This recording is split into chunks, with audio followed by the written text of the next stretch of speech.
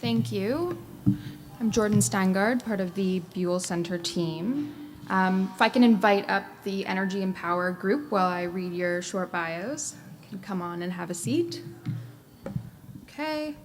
We have Samantha Josaphat, who is the founder of Studio 397 Architecture and the president of the National Organization of Minority Architects New York chapter. She recently received the AIA New York's Women in Architecture Award. Forrest Meggers is jointly appointed in Princeton University's School of Architecture and the new Andlinger Center for Energy and Environment, where he founded and directs the CHAOS, Cooling and Heating for Architecturally Optimized Systems Lab.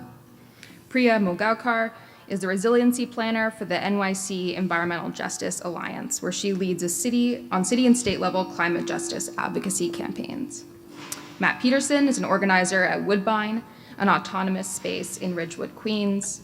Anandi Premlall is an international agroecological educator, writer, grower, and pharmacist who has mycelial roots thriving in the Caribbean, ancestral India, and the USA. Gaya Sriskanthan advocates for community-led and owned climate solutions, which has included promoting indigenous rights in climate action and supporting social ownership as a critical feature of climate justice. Sweeney is the director of the International Program for Labor, Climate, and Environment at the School of Labor and Urban Studies at the City University of New York. And Claudia Zamora Valencia is the director of programs at New Immigrant Community Empowerment NICE, a grassroots organization that builds the individual and collective power of immigrant workers and fights for justice and dignified work for all people, regardless of immigration status.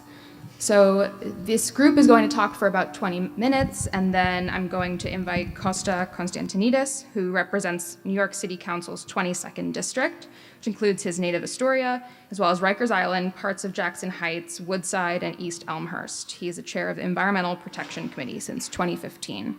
I'm going to be holding up time cards, so keep an eye out for that, and thank you so much.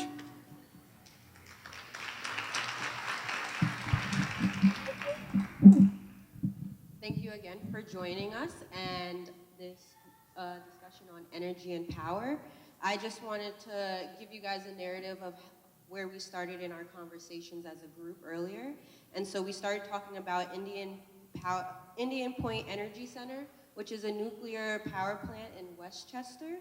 It's scheduled to be shut down in 2021, and it encompasses about 20% of New York City's power as a source. A few of the topics that we discussed in our group revolved around public ownership, the value of labor, creating sources of just renewables, as well as energy efficiency. And so I'll pass the mic to the others on this panel to talk a little bit further on those topics.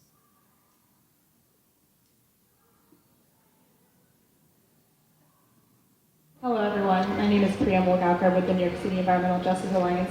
Just to give context, we are the first group to go in a very non-traditional, exciting public assembly format. It was really great to have a group of, I think, almost 30 people in and out, kind of huddled around this really engaging topic and this really great kind of background information about Indian Point. So we got a lot of really kind of rich discussion going that really expanded upon the idea of, how can we really remake our power system in the era of the Green New Deal.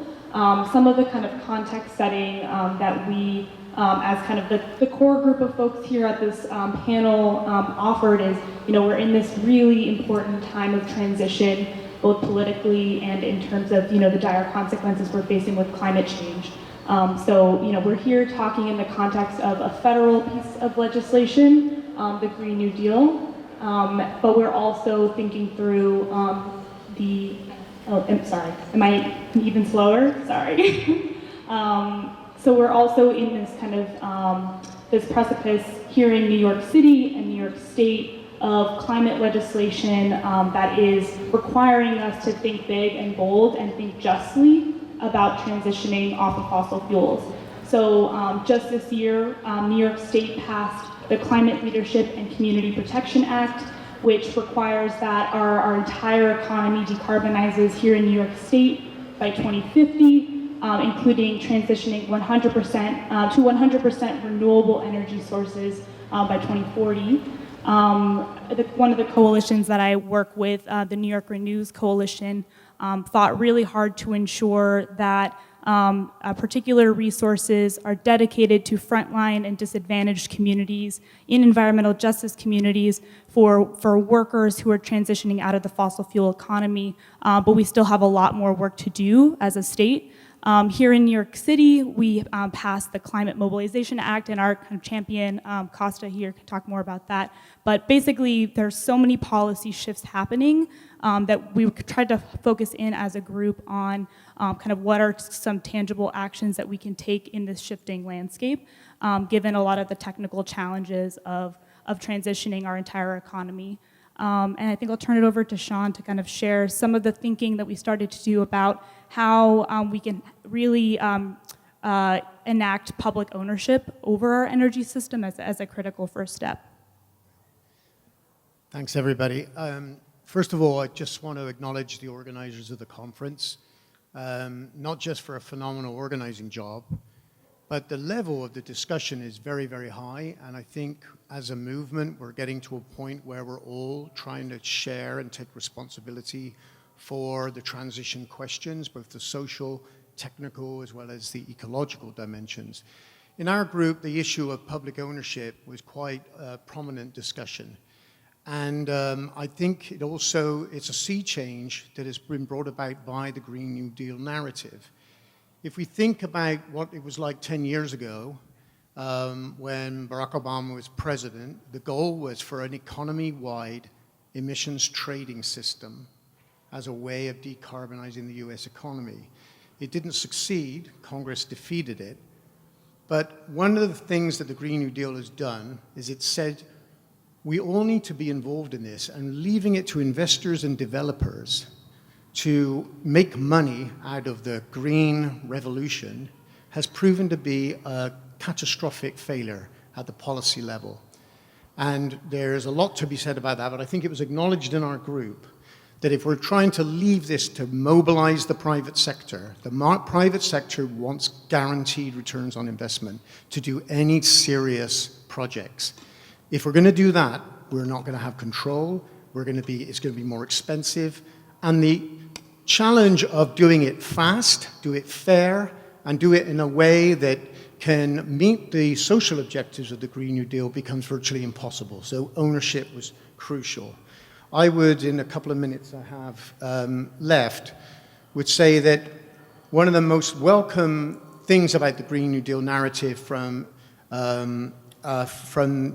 people like AOC and Bernie Sanders is the emphasis on the public. Bernie Sanders has said under the Green New Deal, renewable energy will be publicly owned, and it will work in partnership with the existing publicly owned utilities. And that's crucial because what we've got now is so-called competitive electricity markets where you have basically a lobbying effort for subsidies of all kinds, which ends up getting passed down on electricity bills and doesn't create the kind of jobs we're trying to create. So that's a huge departure at the level of policy in the debate that was not there even a couple of years ago, and that's crucial. Now, but with that policy break, I think, or that rupture, we've got a situation now where we can separate out there were two challenges with decarbonization around energy in particular. I think we all know that if you can't decarbonize the power sector, you won't be able to decarbonize the transport sector, and you won't be able to decarbonize the building sector. So that means the electricity, the power generation, has to be in tandem, working alongside energy conservation and efficiencies. But that doesn't work in the market model because the whole goal of the build and sell approach for electricity is to sell as much electricity as possible in order to return profits for investors. So what this does, it puts a public goods agenda right at the front of the debate. And I think that was broadly shared throughout our group. And so now then we got an opportunity to, if we can get rid of this myth of competitive electricity markets, get away from that, fully reclaim the power sector to public ownership, we've got a chance then of isolating the real technical challenges of decarbonization. And they're not small. So Indian Point, I'll just wrap it up on this point. 2 gigawatts of power, 20% of electricity. I think I was the only one in the group, but I'm not sure by the end of the conversation if I was the only one who shared this view. Why are we trying to close Indian Point? When if the replacement energy is going to come from fracked gas from Pennsylvania. 2 wrongs don't make a right, but there is clearly an obvious problem here in terms of what is the bigger problem facing the human species right now, and it's climate change. So even that discussion needs to be had, like how do we assert planning over the process of energy transition to advance energy conservation and do it in a way that can isolate the market problems, get rid of the competitive market, get rid of the idea that people should make money out of electricity generation, promote efficiencies, and then we've got the power sector in our grasp, and that'll give us a chance to build a platform for the kind of social, economic, and ecological objectives we're trying to achieve. So I think that was at least I think I captured some parts of the discussion. I'm sure others will be able to do the same. Gaya? Oh, sure. Yeah, just to add to what Sean was saying, just to put it in the story that we had to sort of work through in terms of Indian Point. As Sean said, we're getting rid of the equivalent of 200 megawatts of electricity, and then where does that electricity come from? And currently, the front line, the front runners are natural gas and also importing hydroelectric power from Canada, which has its own issues because large hydroelectric dams have issues with indigenous land. They also come with their attendant environmental problems. So when we're looking at, we have to look at the electricity system holistically, and there are huge problems when we're trying to balance our needs in terms of the climate transition with trying to get a small group of shareholders the maximum profits that they can out of a private utility or a private electricity generation company. And I think this idea that we cannot get away from the private sector in solving our problems, it's really dominating the way that we're looking at climate change. And I want to give an example internationally. Right now, the UN is very wedded to this idea that we have to go through public-private partnerships to reach our goals, whether it comes to sustainable development or climate.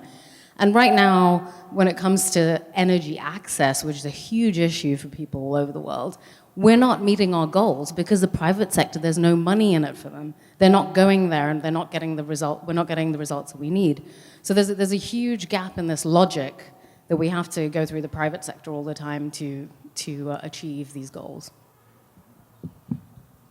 Yeah, so maybe to drill down a little bit into that power dynamic of the private sector and the generation of power, if we can all stop and think about what 2 gigawatts is and what New York City is, right? I think that's one of the biggest conundrums. And to me, we hear a lot about the changeover has to happen 2040, 2050, zero carbon. These are our time horizons. But to answer Sean's question about do we think we should really shut down do we think we should shut down? I'll switch. So should we shut down the plant or keep it open? 2021 is pretty close, right? And that's 2 gigawatts, right? That's more than 1.21 gigawatts that you can time travel with. It's a lot. Back to the Future, come on. Thank you. But also 2 gigawatts is 6 million solar panels that would cover more than 4 square miles, right? And there's not 4 square miles at Indian Point, right? But I think, the impetus should be, what are the things that we can do to replace 2 gigawatts of power if we take them offline by 2021? And I think, why not, put a little pressure on ourselves? And this is the biggest city in the country, and I would argue we have a lot of examples of young people doing amazing things. So I think the question about should we shut it down or not is really like a question to us about what we can do in how much time, and these really big numbers are not that big when you think about the population of New York and all the things that you can do, and the fact that it's not necessarily just putting a sweater on when the building's too cold. There's a lot of things you can do in public housing in the bill that actually make public housing more comfortable and use way less energy. And I think those are the spaces that we have a lot of opportunities in terms of heating and cooling in buildings, which I do. Most buildings would be much more comfortable and use half the energy if we just would use our heads a little bit about how we operated them. And I think in that space, one of the things that we can recognize as a community is how we together make up a big number, right? Even though it's hard to grasp 2 gigawatts of power, when you break it down into every individual building, the number of public housing interventions that we can do, the number of any building interventions we can do, it's a really, really big number. And I think we were telling a lot of different stories about how that can happen. And at the end of the day, how we do that was the second part of our conversation, because it takes people to do that. Those people ideally should get paid fairly and justly and get given those jobs equitably. And I think that was kind of one of the big questions, that if Indian Point shuts down, the second part of that is 1,000 people lose their jobs there. And how many more jobs can we make to make up for that and to do that carbon-free? And I think we had a lot of great ideas discussed about ways we can really engage the public in the labor side as well. Hi, my name is Claudia Zamora, and I work for NICE, New Immigrant Community Empowerment. We are a worker center here in Jackson Heights, and we work with construction workers and day laborers. And so for me, the aspect of how we bring these communities into a new, and you mentioned it, it's key, right? Like right now in the construction industry, in the past 10 years, 500 workers have died in their job sites. Last April, 3 people died in 1 month. And the workers are doing these dangers and taking these jobs because they need work, right? So if we're gonna bring them into the workforce, we need to make sure that we provide the tools, the trainings, and organize them so they can participate in the New Deal, but equipped it to do the work in a safe way. We receive 200 people. Every week we receive around 300 people who come to look for work. And in the past 3 or 6 months, we have received 600 cases of wage theft. So workers who are in their job site, they work and then they don't get their money. So there are structural changes that need to happen. We talk about the need for thinking about policy and regulation. So these workers who don't have the same protections that union workers can fully take advantage of the development of the new Green Deal. Thank you. Hi, I'm Anandi, Premlall with Sustainable Queens. And one of the things we brought up was creating solutions that center predominantly marginalized communities and all that we're doing, and creating, whether it's new jobs, new buildings, creating solutions that are a replicable model for other power plants that exist in lesser affluent communities. Also creating solutions that utilize all municipal and organic waste to generate renewable energy, because we do have a lot of that in New York City. And can, this could be, definitely a new solution. And many people united in taking action towards a shared goal. I think in small solutions coming together, we can definitely make this happen. Hi, I'm Matt, and I'm not an architect or a professor or a scientist or an engineer or a politician, and I think most people in this city and country are also not those. They don't have those professions. And one of the things that was spoken about as a question here is this question of green gentrification. And I think our breakout group, one of the dangers potentially would be the level of expertise in the discourse is incredibly specific and specialized and potentially marginalizing and confusing, incomprehensible. And these ideas of what a gigawatt is and what you want to do with that or not, or how you're going to replace a gigawatt, is automatically, reducing the kinds of people who will participate knowledgeably or reasonably or confidently in such a discussion. And I think really when you think about the Green New Deal or the potential for a public ownership campaign, the opening there is really one of public education or popular education to really bring this kind of discourse like to the worker center, for example, as you mentioned in our breakout. And my concern with this question of gentrification is the emphasis on what could be so-called professional managerial class dominating the discourse of the Green New Deal in a really difficult, problematic way. And of course, I want to acknowledge the research and work people are doing to think through these questions in elite institutions and fields, but also leave space for the kinds of neighborhood, community, education, popular meetings that would need to happen really. A lot of people point towards this idea of the grassroots. It sounds nice to talk about the grassroots, but there's really a divide between Princeton and Columbia and the grassroots, and we have to think seriously or critically about how that divide is mediated or bridged.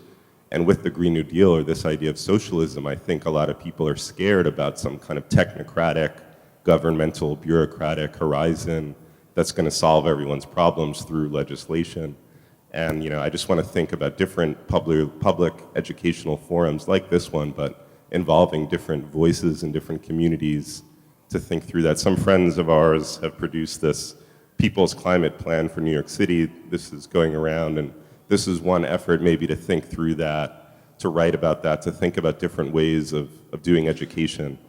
So that's just what I wanted to bring to the table and bring to the discussion. As the day continues, it's great that so many really accomplished professionals are here among us to talk, but we also have to leave room for different people who are not architects and scientists to really think through what the Green New Deal means to them as well.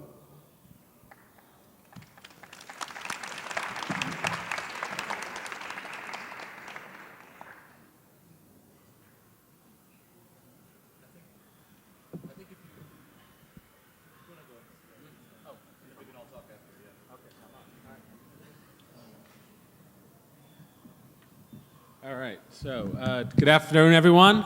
My name is Costa Constantinides. A New York City Council member, as well as the chair of the New York City Council's Environmental Protection Committee. I'm proud to hail right here from the borough of Queens in Western Queens and Astoria. And earlier this year, we passed the Climate Mobilization Act, which was the largest emissions reduction policy, not just in New York City, but any city anywhere. And it sort of changed our conversation in city government. And this really came from a grassroots movement. We worked with so many of the great people on this panel and so many activists to make sure we got this right. Because as it was talked about, big real estate wasn't too interested in doing this on their own. The buildings we regulated as part of the Climate Mobilization Act were only about 50,000 out of a building stock of 1.1 million. And yet those buildings accounted for 30% of New York City's total emissions overall. So we needed to get these buildings under control, and we made sure that this bill was aggressive but achievable, that building owners could hit these targets.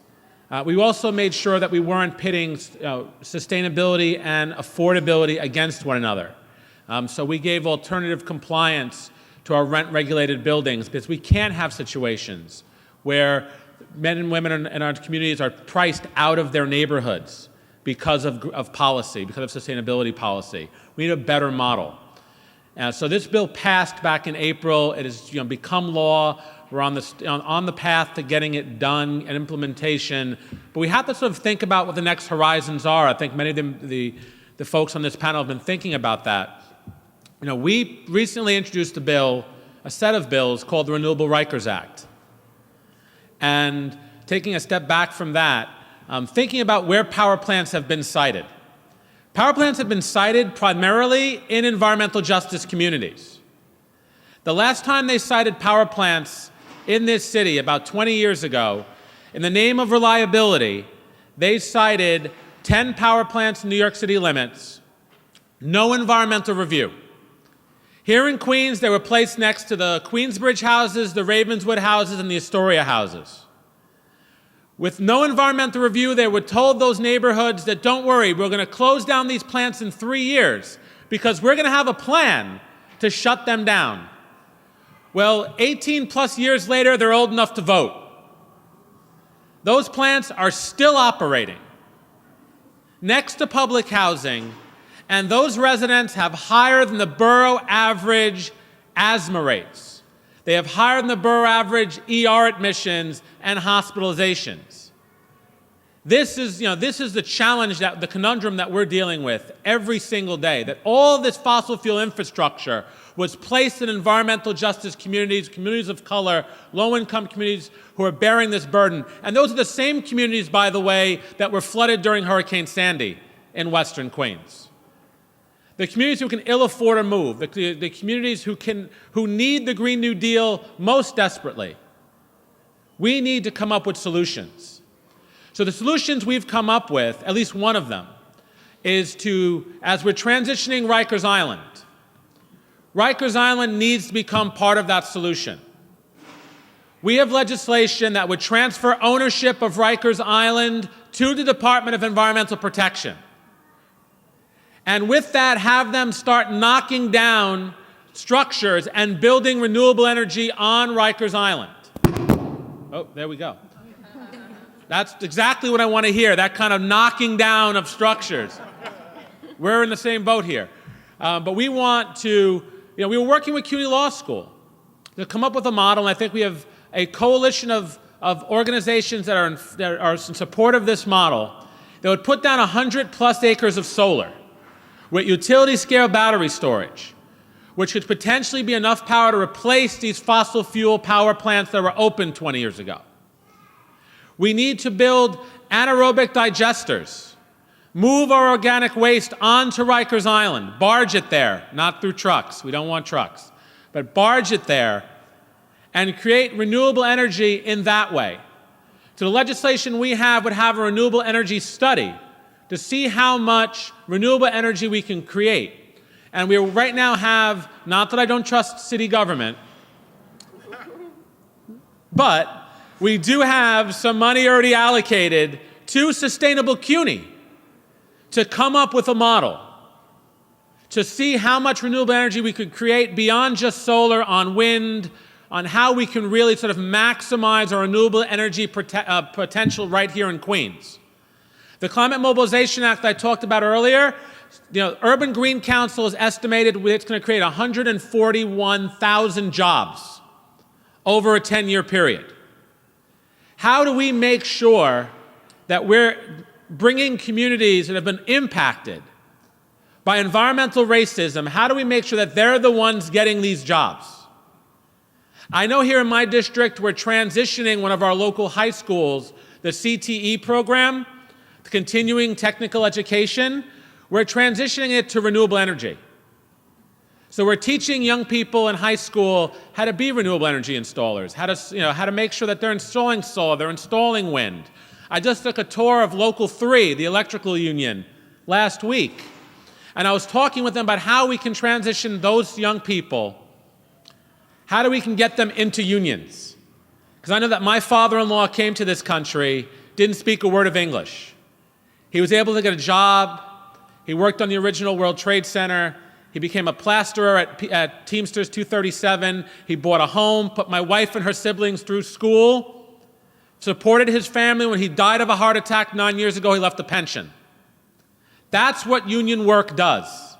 It gives windows into the middle class for those who most need it. So we define these ways of transitioning, these opportunities.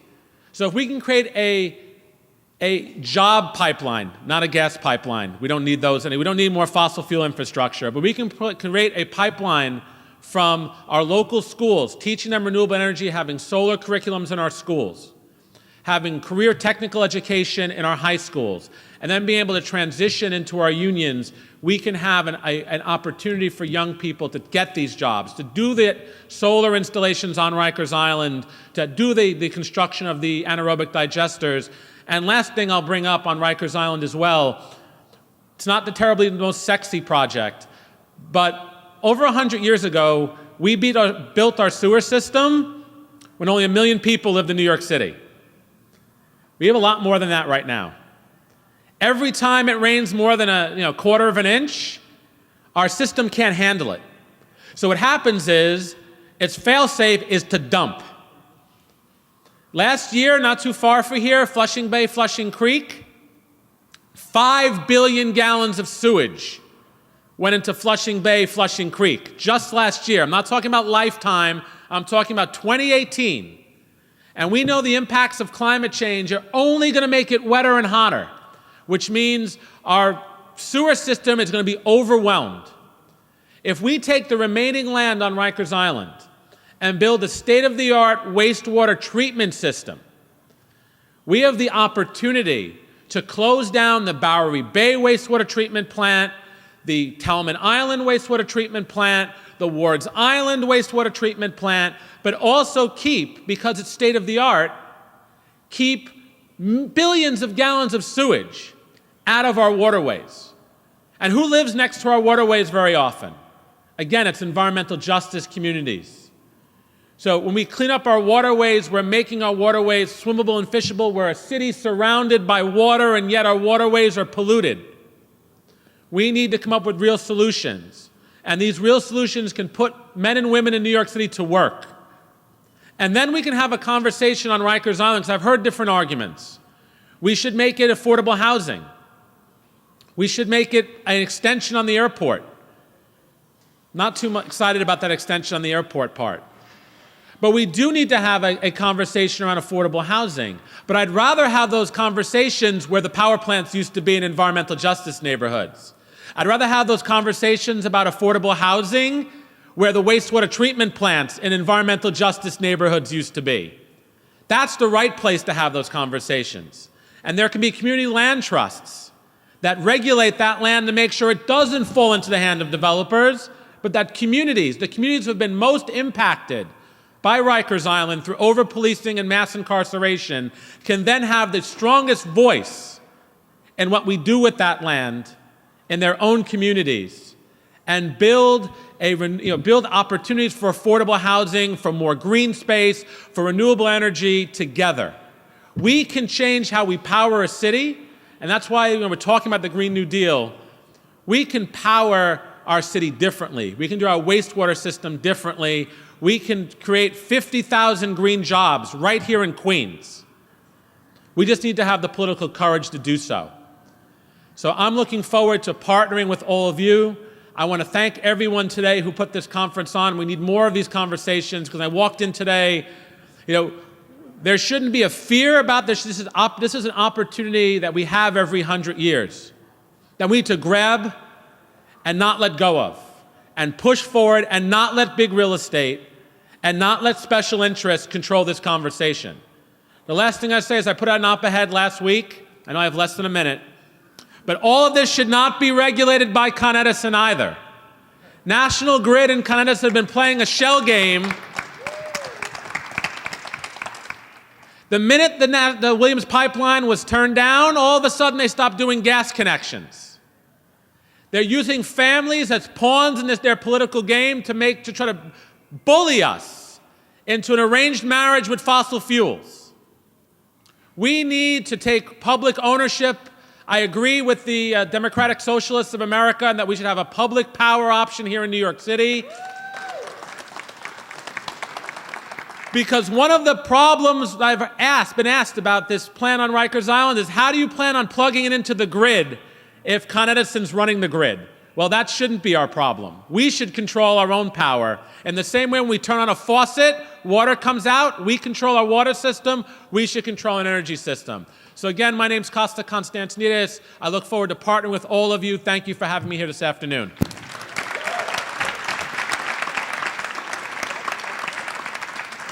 Thank you. Oh, is this still on? Okay. There's more seats that have been laid out over here, and there's a few over here, so everyone should filter in. We're going to open it up for about 20 minutes of questions. The panelists can also feel free to ask each other questions if you want, but I'll call on 3 questions at a time, and then we'll do as many rounds as we have time for. If there's someone who has a mic that passed, okay, great. I see one here. Second row. Oh, great, thank you. Hi, thank you. I'm sorry, I don't know the gentleman very well. Which, yes. Oh, hello, how do you do? Okay, so if I heard you correctly, because I've been hearing all the talk about Rikers Island, so Rikers Island will be now an energy island? Is that what you're saying?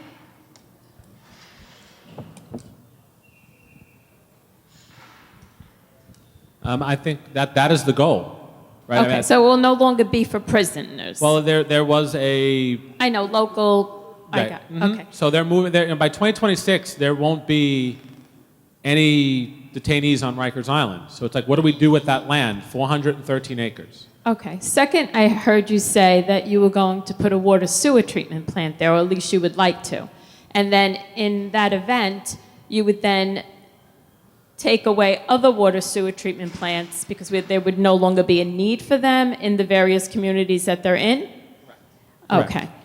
So I know people who work at these treatment plants. So then what happens to their jobs? Well, hopefully, there's this whole conversation around a just transition as part of that.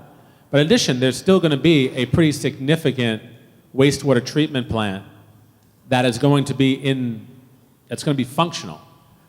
So there is going to be a very large, state-of-the-art, brand new wastewater treatment plant. But I think we also have to have conversations about how we have a just transition. And thirdly, I heard you say that you're going to then take land trust where these water sewer treatment plants were originally, should you close them down, and make this for affordable housing, this land. Would that not be considered Superfund land? Like, what would that land be? I mean, the community land trust, the community would make the decisions.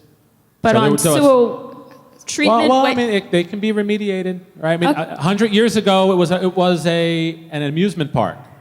So, I mean, there is opportunity, and so there's opportunity to think about these things as a community together.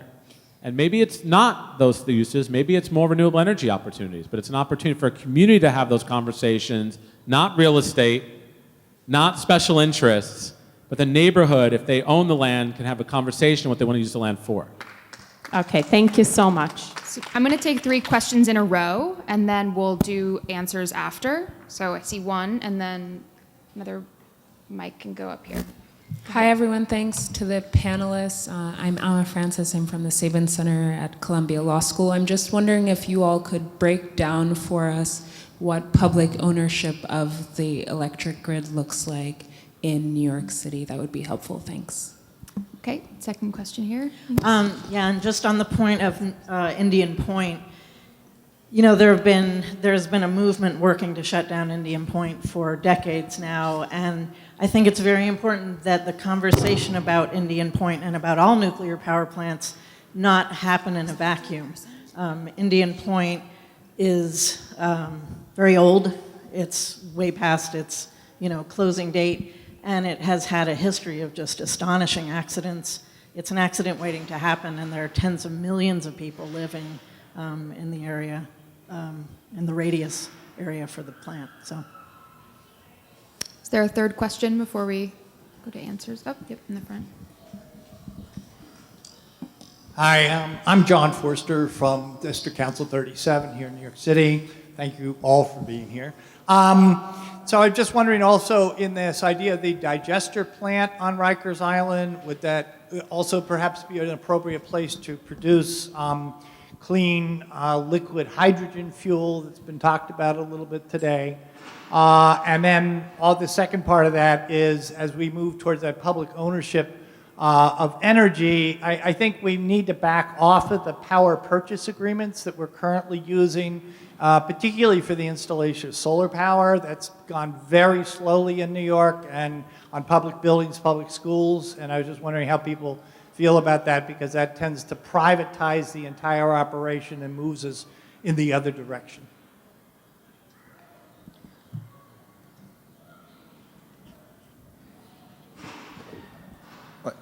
In terms of the first question, we did talk a lot about what it looks like, and within our group, we asked everybody, how many people have gotten advertisement for Green Mountain Energy or Green X Energy, right, to buy energy from someone else, right?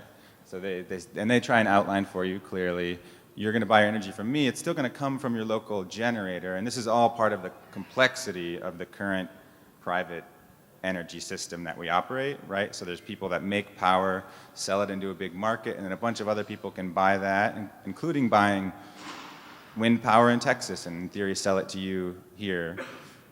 And all of those complexities are bound up in our current private system. In a public system, right, now the main difference would be that there's not a profit anymore, that that locally the generation has to not be tied to a private entity making money from you consuming your energy, right? Your energy is managed by a public good that everybody pays into.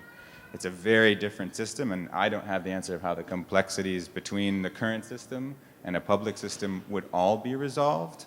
But I think the main discussion point we ended on when we were discussing the public-private part was, really should electricity today and energy delivery be a public good, right? Something that everybody has a right to, and that shouldn't be something that people make money off of, right? Because there's an inherent problem when public goods profit a limited number of people. We also discussed something that I think everybody's heard about, which is the situation in California over the last few months, where you have a privately owned utility that is basically sacrificing its entire, the public that are dependent on it in order to preserve its business model.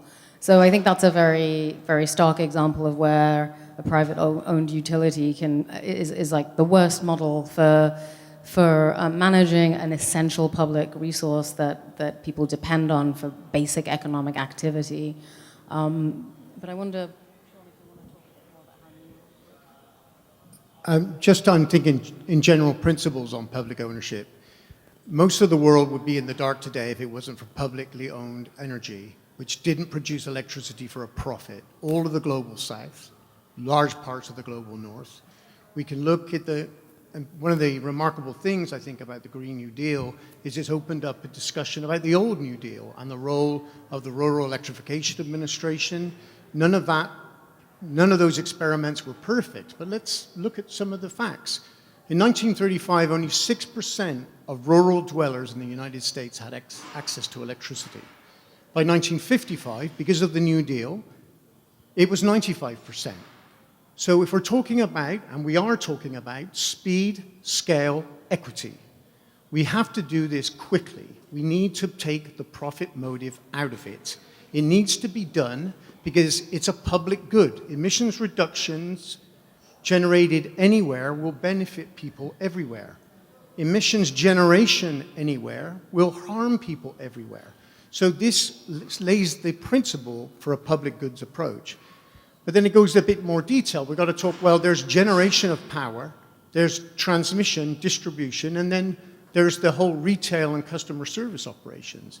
I've been working with the British Labour Party and the trade unions in the UK, and the debate there is, do we take it all back? Generation, even fossil-based generation and nuclear generation? Or do we just take over the distribution and transmission systems? I'm with the former. I think we cannot tell workers in the generation system right now that, well, you're going to wither on the vine because you're the past, and the future is renewable energy, so we're going to look after renewable energy. This is a social and political problem, but it's also a technical problem, because for the foreseeable future, we will need centralized power as we phase in renewable power. The sun does not shine all the time. The wind does not blow all the time. We need to be developing grid balancing and movement of renewable power, but that's a decade or 2 decades down the tracks. So as we phase out the fossil fuels and centralized generation and phase in the renewables, we're going to need the workers in those industries to help us balance the grids, and that means taking back the investor-owned utilities, which were publicly owned, bringing them back into public ownership and having a planned transition from fossil-based power to renewable-based power. It's the only conceivable way, in my view, of actually doing it. And around the world, if I may conclude on this, we're seeing this struggle for public energy coming back again. I mentioned the UK situation.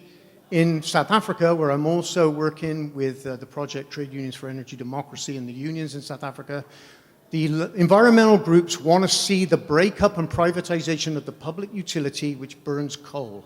That's a big mistake, because the most ambitious scenarios for decarbonizing South Africa is that there will still be at least 50% of its electricity produced by coal by 2030. So if you're going to have private renewables coming in and you're going to bankrupt the public utility, the people will end up having to bail out the utility because you're going to need the electrical power. It's a technical challenge as much. It's not a market challenge, it's a technical challenge. So that's where public ownership allows us to plan, it allows us to develop the technologies, it allows us to protect the workers and train for new skills. That's the joined up kind of thinking we need if we're going to make this energy transition possible to get to zero carbon within the years we have remaining. So that's be my point on that. Okay, we'll take 3 more questions. I see one in the front. Hi, my name is Diana Hernandez. I'm a professor of public health at Columbia University. And I do research on this concept called energy insecurity, which is basically people's inability to adequately meet their household energy needs. And a lot of the stakeholders that I'm hearing in these discussions happen to be on the supply side of energy, in supply communities. But a lot of times, like, people are unable to pay their bills. So what does that actually mean? And where is there room for something like basic energy, right? Where there is an opportunity for people to have a basic allocation of energy that is distributed to that household. Because the yellow vest in France are a really good example of how these transitions end up being unaffordable. And they're really good for the economy to some extent. They're really good for the climate, but they're not necessarily great for people's pockets. And I think we do need to kind of think about the people here in the just transition that might be economically marginalized as a result. Hi, I'm a student at Hunter College, and this is kind of speaking to what Matt mentioned about education. How would you, like, what are some specific ways that you would try to educate young populations, especially like really young kids, about the complexities of this topic and everything that has to do with it? Do we have a third question? Behind you. Nope. Oh, okay. Who? Oh, sorry. Go ahead. Hey, my name's Jonathan Bailey. I'm one of the co-chairs of the Queens branch of DSA and very involved with our dual power working group. This is kind of, I guess, a question that's kind of directed at our political leaders and anybody who's working with labor. But one of the things that's been really on our minds, especially as a part of the dual power working group, is kind of the context for a lot of this stuff. It's super awesome that we're talking about a Green New Deal, and it's obviously like this reference to New Deal, but one of the contexts for the New Deal was the fact that the Communist Party USA was at its height of power and was able to actually serve as an impetus for a lot of this kind of political change then. And there's kind of 2 examples that we really have in mind when we're kind of thinking about this. We saw recently in the state of Oregon, there was kind of a milquetoast environmental reform pushed by the Democrats there. And we saw that the Republicans just left the state. Militias threatened to shoot any cops that went after them. We saw that we didn't actually have the power to make these changes happen. Another example that we're very much thinking about is the way that Amazon workers staged a walkout and were immediately able to get reforms to Amazon walkers staged a walkout and were immediately able to get reforms. And so our question is targeted towards what are we doing right now to build the power that exists outside of the capitalist state in order to make those changes happen. Because if we're just relying just on passing reforms, we might find in the circumstance of the state of Oregon that that's not enough to actually create these changes. Thank you.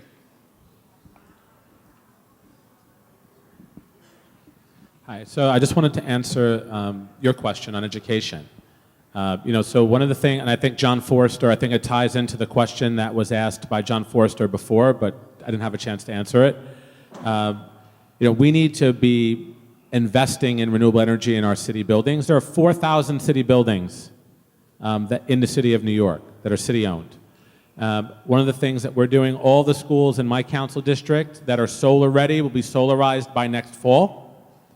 PS 171 is an example, 516 solar panels. It's an elementary school. 50% of the base load will come from those solar panels, but also there'll be a sort of display in the auditorium that has, here's how much renewable energy is created. Here's how much fossil fuels we aren't burning. Here's how much greenhouse gases are being averted. So we're bringing a solar curriculum into these schools.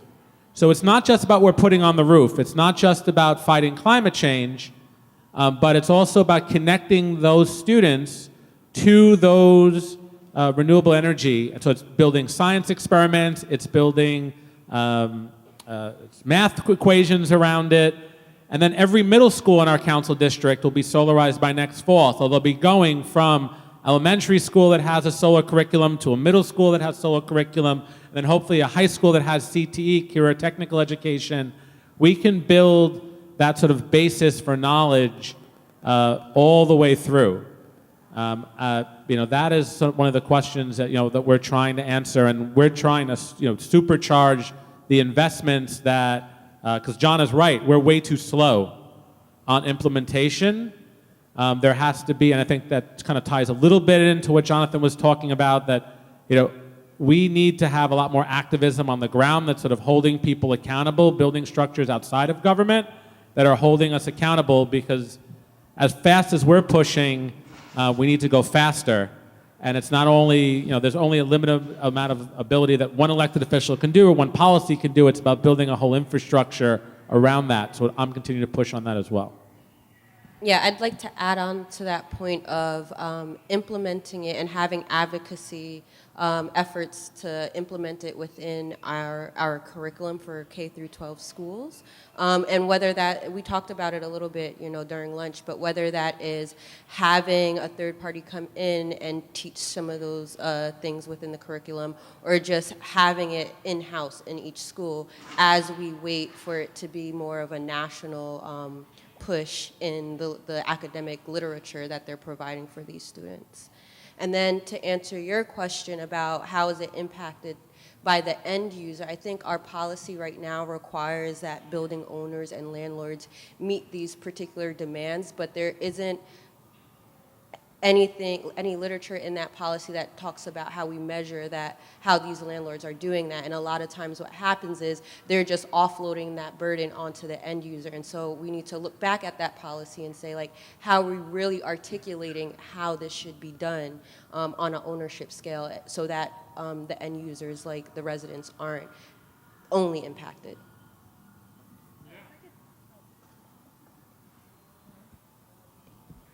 Hello? So if I could try to respond to the energy burden question as well, because I think that's a really critical point.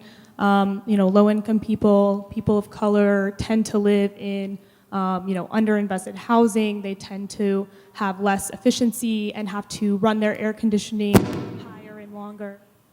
Hello? That kind of thing happens where the power will just be blacked out in their neighborhoods. There are a lot of intense burdens placed on these communities that also result in higher energy costs and more of their paychecks.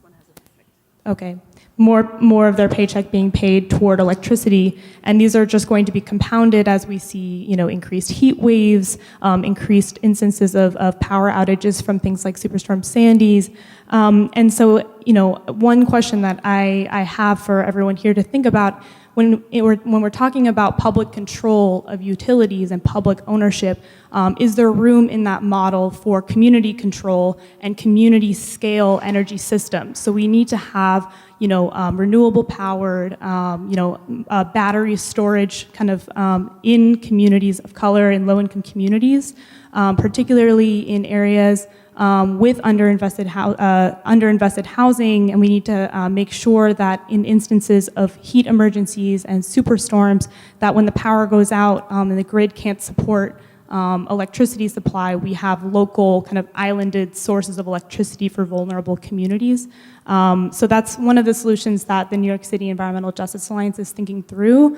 And I would love to have more conversations with folks in the public power space about that. How can we have kind of community-controlled, local-scale, cooperatively owned solar systems in the kind of context of the public taking back power?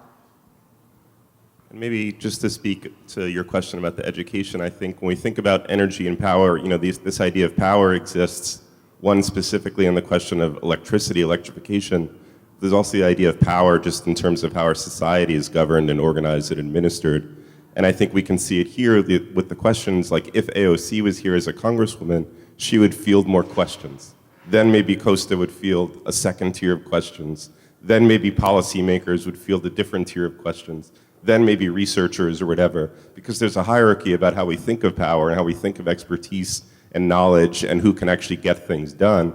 But when Bernie kind of talks about political revolution, it would be some kind of flipping about how we would think about who we would talk to and why.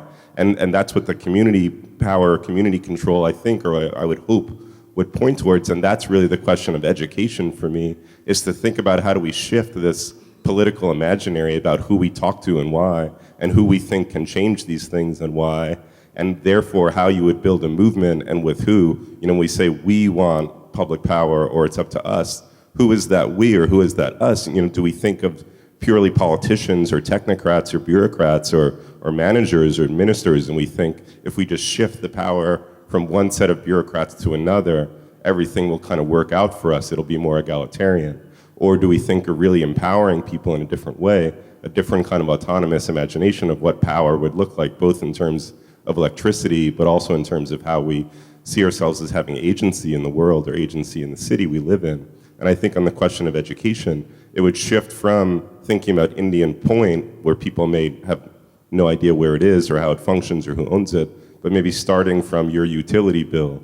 What is Con Edison or what is National Grid, and maybe working up the chain backwards through that and thinking about how those different infrastructural nodes or points function as a kind of process of political education. And that would also happen maybe in different spaces, in neighborhood spaces if they exist, community spaces, church spaces, outside, in parks and plazas, that you would try to engage people that are not already embedded in institutions of power and political kind of control or management. I think that would be, for me, the educational horizon of something like the Green New Deal or public ownership. I just wanted to answer, I think it's Sean's question on power in terms of organizing. And I think AOC and Bernie are right on the money when they say that it's going to take a movement to implement the kinds of policies that they're trying to promote in this country. The same thing is, it's critical for a Green New Deal. I think we need to build up these important institutions like unions. Currently, our political parties are extremely opaque and there's no entry point for normal people to participate in them. I'm also from the UK originally, and the Labour Party has started this massive democratization of the party and having more space for local members of the party to shape policy. And we need to nurture movements like that. And I think groups like the DSA, unions, and even environmental groups that I think my one criticism, coming from the environmental field, my one criticism of environmental groups is that I think for too many decades we've kind of bought the whole neoliberal model for like how we're going to fix the environment, and we can just work, we can just tweak around the edges and it'll be fine. And I think we have passionate people who could be activated, but are maybe like looking in the wrong direction and not looking at power analysis, and we need to bring a culture of doing power analysis back into the environmental movement as well. We're all out of time, so thank you to our panelists.